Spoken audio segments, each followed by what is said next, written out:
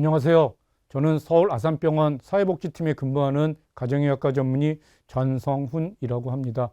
오늘 제가 드리려고 하는 말씀은 어르신의 당뇨병에 대해서 말씀드리려고 합니다. 어르신의 당뇨병이 젊은 사람 당뇨병하고 조금 다르거든요. 첫 번째 특징이 뭐냐면 열정이 증가할수록 유병률이 높아집니다. 즉 연령이 증가할수록 평균 혈당이 높아지면서 당뇨를 앓고 계시는 분들이 점점 많아지고 점점 많이 발견됩니다. 당뇨의 증상은 흔히 말씀드리는 게 뭐냐면 삼다라고 해서 소변 많이 먹고 물 많이 먹고 그다음에 체중 빠지고 뭐 음식 많이 드시고 이런 증상이 심한 당뇨병이 젊은 사람들한테 볼 수 있는데 어르신들의 당뇨병은 그런 증상이 없는 분들이 많으세요. 그냥 내가 소변을 자주 보는 것 같다 아니면 조금 피곤한 것 같은데 근데 건강검진 했더니 나한테 당뇨병이라고 한다 이렇게 진단되는 경우가 아주 많으세요. 어르신들 경우에는 증상이 없는 경우가 많이 있고요. 그다음에 두 번째 특징이 뭐냐면 치료가 점점 어려워지는 것 같아요. 당뇨병이 있으신 분들도 내가 옛날에는 조금만 노력하면 조금만 운동 열심히 하면 식사 조금만 조절하면 그 당뇨 조절이 잘 됐는데 나이가 들면서 먹는 약도 점점 늘어나고 효과가 있던 약도 효과가 없어지는 것 같고 이런 말씀들을 많이 하세요. 특히 식후 혈당이 잘 조절되지 않는다고 이런 불만들을 많이 얘기하십니다. 그 다음에 또 한 가지 어려운 점은 뭐냐면 다른 동반 질병이 많으세요. 당뇨병에서 그 혈당이 올라가는 걸 예방하기 위해서 혈당이 올리는 약물을 안 먹도록 그렇게 노력해야 되는데 첫 번째로 그 전형적인 약물이 뭐냐면 스테로이드라고 하는 그런 약이 있는데 이게 뭐 이식을 받았다든지 아니면 류마티스 질환이 있다든지 그 외에 굉장히 많은 경우에 요즘은 스테로이드를 사용하거든요. 그래서 스테로이드가 우리 몸속에 혈당을 올리기 때문에 가능하면 당뇨 있는 사람들은 그걸 안 먹었으면 좋겠지만 당뇨도 중요하지만 지금 가족에 있는 여러 가지 질병 때문에 그 스테로이드나 아니면 여러 가지 약물을 먹을 수밖에 없는 그런 어려움이 있는 것 같고요. 그 다음에 또 한 가지는 당뇨를 하기 위해서 약도 중요하지만 우리가 운동도 열심히 해야 되고 식사 조절도 잘 해야 되는데 운동이 뭐 무릎이 아프다든지 아니면 여러 가지 질병 때문에 못 움직이는 경우도 많이 있고요. 식사는 식사 조절을 해야 되는데 뭐 집에서 먹는 것도 아니고 여러 가지 식사 조절에 어려움을 호소하시는 분들이 많으세요. 그래서 어르신들의 당뇨병은 여러 가지 문제가 있긴 하지만 점점 많아지면서 점점 그 관리하기가 어렵다고 많이 그런 어려움들을 많이 호소하세요. 그래서 당뇨병을 치료하기 위해서 우리가 당뇨병을 관리하기 위해서 제일 처음에 말씀드리고 싶은 건 식사예요. 식이요법은 중요한 게 뭐냐면 규칙적으로 균형 잡힌 식사를 하는 게 중요하세요. 규칙적으로 식사한다고 하는 거는 시간에 맞춰서 하루에 3번, 간식한다, 간식까지 포함해서 그렇게 하는 거 규칙적이라고 하는 건 양도 그렇게 크게 변하지 않도록, 과식하지 않도록, 적게 먹지 않도록 그렇게 하시면 좋겠고요. 그 다음에 균형 잡힌 식사라고 하는 건 뭐냐면 식사를 구성하는 성분이 여러 가지가 있는데 탄수화물, 단백질, 그 다음에 지방, 그 다음에 무기질, 그 다음에 비타민 이렇게 여러 가지가 있는데 그런 모든 그 구성 성분이 다 들어가도록 했으면 좋겠고요. 제일 중요한 거는 당뇨 때문에 내가 식사를 안 한다고 해서 영양이 부족해지면 이건 아무 소용이 없으세요. 당뇨보다 더 나쁜 것이 생길 수 있습니다. 제일 처음에 말씀드리고 싶은 건 뭐냐면 탄수화물이에요. 탄수화물은 우리 몸속에서 어디서 제일 많이 쓰냐면 머리하고 그 다음에 심장에서 제일 많이 쓰는 에너지입니다. 그래서 탄수화물이 부족하면 뭐 두통이 온다거나 여러 가지 증상이 생길 수 있기 때문에 탄수화물을 안 먹는 건 절대로 권고하는 사항이 아닙니다. 탄수화물을 먹어야 합니다. 꼭 먹어야 하는데 양이 중요한데 밥은 작은 고기로 한 공기 정도로 먹는 게 중요하세요. 그 다음에 밥을 먹으라고 하면 흰밥은 안 뭐 당뇨에 나쁘니까 안 먹지만 우리 당뇨에 좋은 뭐 잡곡밥, 현미밥 이런 거는 당뇨에 좋으니까 얼마든지 먹어도 된다고 생각하시는 분들이 간혹 계시는데요. 탄수화물이라는 것이 어떤 좋은 탄수화물, 나쁜 탄수화물 이것도 중요하지만 더 중요한 건 탄수화물의 양이 중요하기 때문에 많이 먹으면 안 되세요. 꼭 먹어야 되지만 작은 고기 한 공기 그 이상 드시는 건 별로 권유하지 않습니다. 그 다음에 단백질은 충분히 먹고 식이섬유는 많이 먹도록 그렇게 노력해 주시면 좋겠어요. 단백질이라고 하는 건 뭐예요? 어육류라고 해서 생선이나 아니면은 고기 아니면은 두부, 우유 이런 거에 많이 들어있기 때문에 그걸 드시면 좋겠고요. 식이섬유는 야채류는 충분히 드셔도 좋습니다. 우리가 부족한 게 칼슘이 우리 몸속에도 제일 많이 부족하기 때문에 우유 제품, 요거트 등에 대해서는 많이 드시도록 노력을 하셔야 합니다. 그다음에 지금 제가 말씀드리고 싶은 건 뭐냐면 과일하고 견과류가 일반적으로 우리 건강에 좋은 식품으로 알려져 있어서 과일하고 견과류가 당뇨에도 좋다고들 생각하시거든요. 근데 과일은 과당이 많이 섞여 있기 때문에 그걸 마음 놓고 먹으면, 많이 먹으면 혈당이 많이 올라와져서 혈당 관리가 잘 안 되는 걸 관찰할 수 있고요. 그다음에 견과류가루가 하는 건 우리 고지혈증에 좋다고 해서 캐슈넛 뭐 이런 것들을 마음 놓고 그렇게 먹기도 하거든요. 근데 견과류도 많이 먹으면 한 주먹 이상 이게 밥 한 공기보다 훨씬 많은 칼로리를 가지고 있기 때문에 이것도 마음 놓고 드시면 안 되는 겁니다. 그래서 중요한 건 규칙적으로 균형 잡힌 식사를 해야 하고 영양 부족이 생기지 않도록 그렇게 관리를 하셔야 합니다. 여러분들께서 당뇨라고 하면 어떤 식사를 하시도록 노력하시겠어요? 대개는 이쪽 식사가 우리 건강에 좋다고 생각하실 거예요.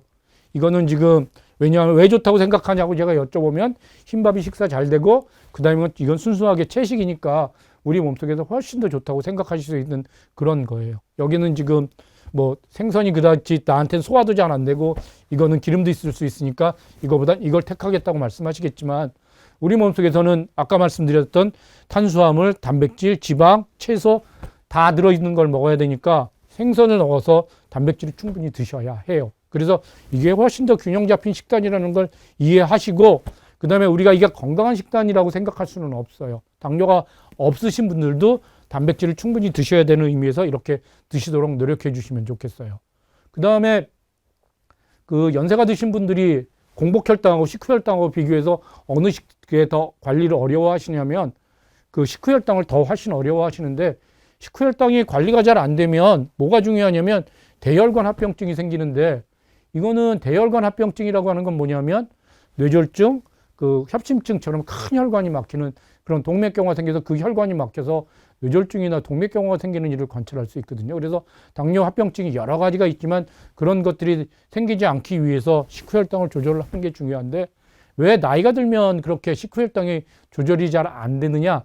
제일 첫 번째 노화 때문에 그래. 노화라고 하는 건 뭐냐면 우리가 식사를 하면 식사 후에 그 인슐린이 정기적으로 좀 더 많이 분비돼 있거든요. 그런데 우리 몸속에 췌장의 기능이 감소해서 식사를 했는데도 인슐린의 양이 충분히 분비되지 않기 때문에 혈당이 잘 떨어지지 않으세요. 그 다음에 또 한 가지 중요한 건 뭐냐면 우리 어르신들이 탄수화물을 너무 많이 드세요. 그거는 아까 퀴즈에서 봤던 것처럼 채식은 좋고 기름진 건 나쁘다고 생각하는 그런 생각을 가지고 계셔서 무조건 감자, 그 다음에 뭐 아까 보였던 것처럼 밥 이런 것만 먹으려고 하고 나물 이런 것만 먹으려고 하고 그 다음에 고기나 이런 것들은 나한테 소화도 잘 안 되고 물론 소화도 잘 안 되시는 면도 있어서 그런 면이 있긴 하지만 육식은 나쁘다고 생각하니까 되게 이렇게 드시는데 탄수화물이 너무 많아요. 그 다음에 우리가 많이 먹을 수 있는 뭐 밥, 떡, 국수, 그다음에 빵 이런 것들이 다 먹기 좋고 맛있고 편하기는 하지만 탄수화물로 이루어져서 혈당을 많이 올린다는 거 꼭 기억해 주시면 좋겠고요. 그래서 아까 말씀드렸던 규칙적으로 필요한 만큼 드시는 게 중요해서 많이 드시지 않는 게 중요하고 그 다음에 적게도 먹으면 안 돼요. 체중이 줄면 안 되는 것도 굉장히 중요하다고 말씀드릴 수 있겠어요. 운동은 어떻게 하느냐? 이거 일반적인 운동의 원칙이에요.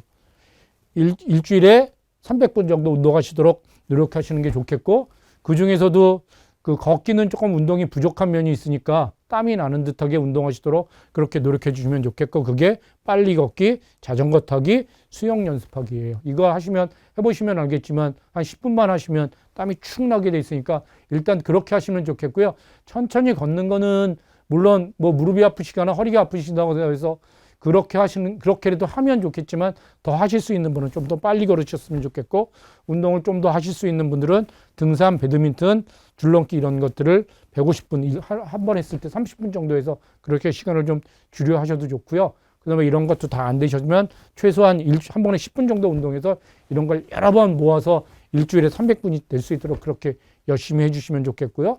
그 다음에 집안일도 할 수 있으면 그것도 운동 효과가 있는 걸로 알려져 있으니까 운동을 하시도록 그렇게 하시면 좋겠고요. 이게 일반적인 운동 원칙이고요. 그 다음에 당뇨 환자에서 특별히 더 말씀드리고 싶은 게 여러 가지가 있는데 첫 번째로 연세가 드셔서 당뇨가 진단되면 이제부터 내가 당뇨를 없애버리기 위해서 당뇨를 몰아내기 위해서 운동을 아주 열심히 해야지 하고 이렇게 당뇨가 진단됐을 때 운동을 새로 세게 시작하려고 했을 때 제일 문제가 되는 건 뭐냐면 과연 내가 운동을 할 수 있는지 그 운동이 우리 몸이 버틸 수 있는지를 검사해 보는 게 중요하거든요. 그래서 그때 꼭 필요한 게 뭐냐면 연세가 드신 어르신들은 운동 부하 검사를 하고 그 본격적인 운동을 하셔야 합니다. 운동 부하 검사라고 하는 건 뭐냐면 내가 이만큼 운동했을 때 우리 몸속이 버틸 수 있느냐, 특히 심장에 문제가 없는지를 확인하기 위해서 하는 검사인데, 러닝머신에 올라가서 심전도를 쭉 차고 그 다음에 뛰면서 걸으면서 그 다음에 심장에 부담을 주는 건데, 심장에 부담을 주는 건 맥박수가 우리 나이에 비해서 되게 어르신들 같은 경우에 100회가 좀 넘어서 110회나 120회 정도 되게 됐을 때 땀이 쭉 나는데, 그때 가슴에 통증은 없는지, 심전도에서 그 심장으로 가는 혈액이 부족한 게 나타나지는 않는지, 그런 걸 해서 그런 걸 확인하고 난 다음에 운동을 서서히 늘리셔야 합니다. 이게 1번. 그 다음에 운동을 하게 되면 혈당이 떨어지게 돼 있는데 저혈당이 생길 수 있는데요. 이 저혈당은 주로 어떤 사람들한테 생기냐면, 우리가 치료제로 인슐린을 주사를 맞는 경우가 있고, 여기 나와 있는 것처럼 제일 많이 쓰는 약인데 아마리나 다이미크론이라고 하는 약물인데, 이거는 우리 몸속에서 인슐린이 분비되도록 하는 약물이거든요. 그래서 이런 것들이 인슐린이 우리 몸속에서 많아졌을 때, 운동했을 때, 운동할 때, 특히 공복에 운동하게 되면 저혈당이 생길 수 있어요. 그래서 저혈당이 생기지 않도록 운동하시는 게 중요해서 우리가 권유하기는 식사하고 난 다음에 운동하시도록 그렇게 권유합니다. 식전 운동이 아니라 식사하고 난 다음에 운동했으면 좋겠고, 그 다음에 식사하고 난 다음에 운동을 하면 어떤 유리한 점이 또 하나 있냐면 식후혈당을 조절하는 데도 도움이 됩니다. 그래서 공복시 운동 피하고 저혈당 이런 약을 쓰시는 분들은 저혈당이 잘 생길 수 있다는 거 알아주시면 좋겠고요. 그 다음에 당뇨가 탈수로 인해서 혈당 상등, 심장 기능이 저하되는데, 우리가 당뇨 증상 중에서 소변을 많이 보는 게 상대적으로 우리 몸속에서 수분이 부족하게 되는 거거든요. 그래서 당뇨 환자분들은 운동하시면서 목마르시기 전에 물을 드시도록 해주시면 좋겠어요. 그래서 탈수되지 않도록, 탈수가 되면 이런 여러 가지 문제가 생길 수 있기 때문에, 그래서 탈수되지 않도록 주의하면서 물을 꾸준히 먹어가면서 10분이나 15분 간격으로 물을 먹으면서 운동하시도록 그렇게 해주셨으면 좋겠고요. 그 다음에 당뇨 환자들한테만 생기는 또 한 가지 문제는 말초신경병증이라고 해서, 우리가 발이 다쳐도 모르는 그런 문제가 생기세요. 그래서 발에 상처가 생기는 거, 새로운 신발 신고 그 다음에 열심히 걸었는데 발에 상처가 났는데 그걸 몰라서 그걸로 인해서 발이 점점 문제가 생겨서 곪고, 그 다음에 감염이 낫지 않아서 다리를 잘라야 되는 그런 경우가 생기기 때문에, 그런 것들을 조심하셔야 되는 게, 당뇨 환자들이 운동에서 일반적인 운동도 하지만 그 다음에 이런 것도 조심하셔야 하고요. 그 다음에 당뇨 환자들은 아까 말씀드린 유산소 운동만 하는 게 아니라 더해서 그 근육 운동도 같이 하시도록 그렇게 신경 써 주시는 게 좋겠습니다. 그래서 근육 운동도 병행하시도록 그렇게 하시면 좋겠습니다. 그다음에 이제 부작용들에 대해서 한번 말씀드리고 싶은데, 우리가 당뇨 조절을 잘 못하면 제일 문제가 되는 게 고혈당 현수예요. 혈당이 너무 높아서 문제가 되는데, 67세 남자 환자예요. 이 환자는 과거에 저혈당을 경험해서 거의 정신이 잃을 뻔했어요. 그래서 저혈당을 제일 무서워하시는 분이세요. 그래서 어저께 저녁에 어지럽고 힘이 없고 이렇게 생기는데, 아마도 이게 내가 아침에 운동을 좀 더 많이 했나, 식사를 좀 적게 했나, 그래서 저혈당이라고 생각하셨어요. 그럼 저혈당이 오면 생각하는 게 뭐냐면, 내가 인슐린 때문에 저혈당이 생기니까 인슐린 끊고 그 다음에 혈당이 낮아졌으니까 식사를 많이 해야 되는데 탄수화물을 많이 드시는 거예요. 짜장면을 많이 드셨어요. 그래서 먹고 싶은 대로 내가 아침에 인슐린을 맞았는데도 인슐린을 맞았으니까 혈당이 그 전날 그렇게 됐으니까 그날 아침에 인슐린을 중단하고 식사를 많이 하셨거든요. 그래서 의식조화로 저녁에 응급실로 내원을 하셨어요. 응급실에서 검사해 보니까 혈당이 800이고 당화혈색소는 9.8, 소변에서는 케톤이 나오는 거예요. 식사를 많이 하셨음에도 불구하고 그 혈당이 많이 올라와서 우리가 지금 배고픈 상태가 돼요. 그래서 진단은 당뇨폐성 케톤산증 고혈당성 혼수예요. 그래서 지금 부족한 게 뭐냐면 탈수하고 인슐린이 부족한 게 제일 문제이기 때문에, 이런 경우에는 대량의 수학하고 인슐린으로 치료할 수 있어요.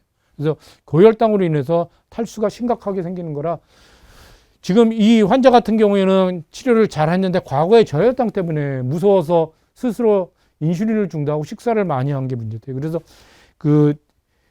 우리가 당뇨 관리를 하면서 저혈당이 생기지 않도록 하는 게 굉장히 중요해요. 왜 저혈당이 피하는 게 중요하냐면, 어르신들 같은 경우에는 저혈당을 경험하고 저혈당이 있으면 치매 위험성이 증가하고, 그 다음에 부정맥의 위험성이 증가돼서 그걸로 인해서 사망할 수 있는 그런 문제가 생겨서, 저혈당이 안 생기도록 하는 게 굉장히 중요하고, 아까 그 환자처럼 일단 저혈당을 한번 심하게 경험하면 당뇨 관리에 굉장히 어려움이 생기세요. 그래서 인슐린을 치료한다거나 인슐린이 많이 나오는 이런 약을 쓰는 사람들한테 저혈당이 많이 생기고, 그 다음에 간에서 단 생성이 부족하면 밤에 수면 중에도 발생할 수 있어요. 예방은 약물 치료 끊거나 줄이거나가 아니라 식사를 거르지 않아야 합니다. 식사를 거르고 그 다음에 내가 운동이 부족한 것 같다 그래서 운동을 더 많이 하는 이런 것들이 저혈당이 생길 수 있기 때문에 저혈당을 피하도록 하는 게 어르신들한테는 굉장히 중요해요. 저혈당하고 고혈당하고 어느 게 더 나쁠까요?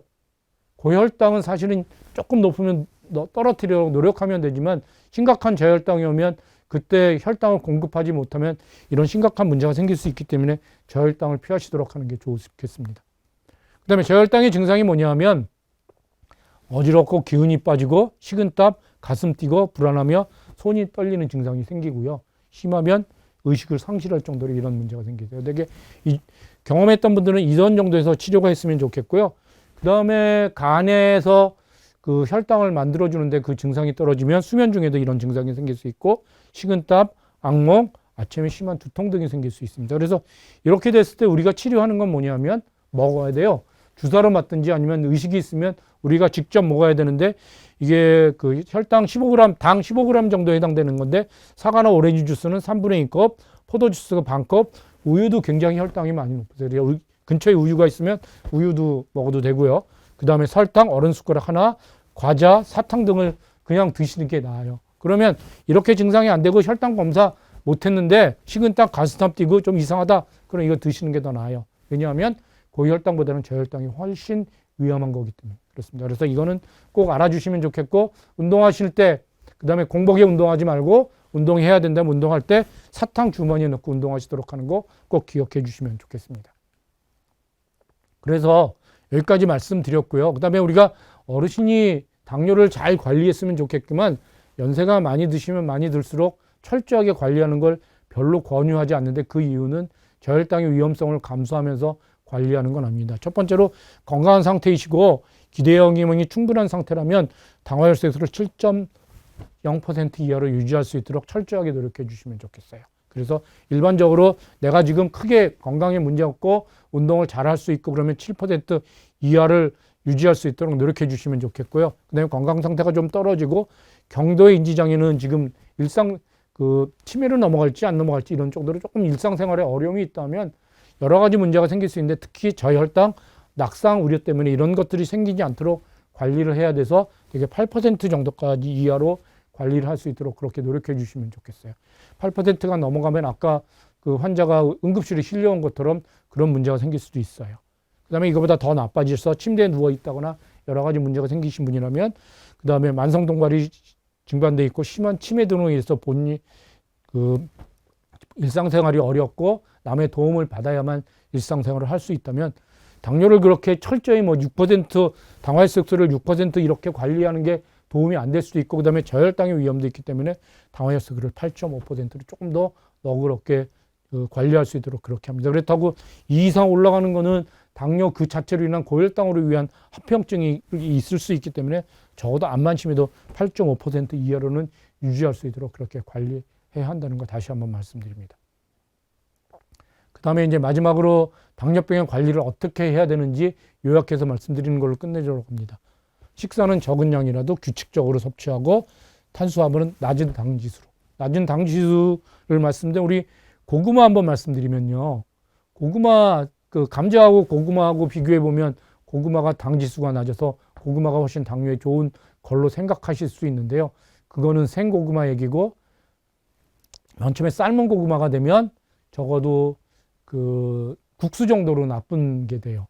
그 다음에 그걸 구운 고구마가 제일 맛있는데 구운 고구마 정도 되면 그 식빵 먹는 것처럼 나쁜 거게 돼요. 그래서 고구마도 생고구마는 괜찮지만 당뇨에 크게 나쁘지 않지만 삶은 고구마, 구운 고구마는 당뇨에 나쁘다는 거 알아주시면 좋겠어요. 그래서 낮은 당지수로 하는 거는 탄수화물을 꼭 먹어야 되긴 하지만 혈당을 올리지 않는 걸로 그렇게 드시도록 그렇게 하시면 좋겠고요.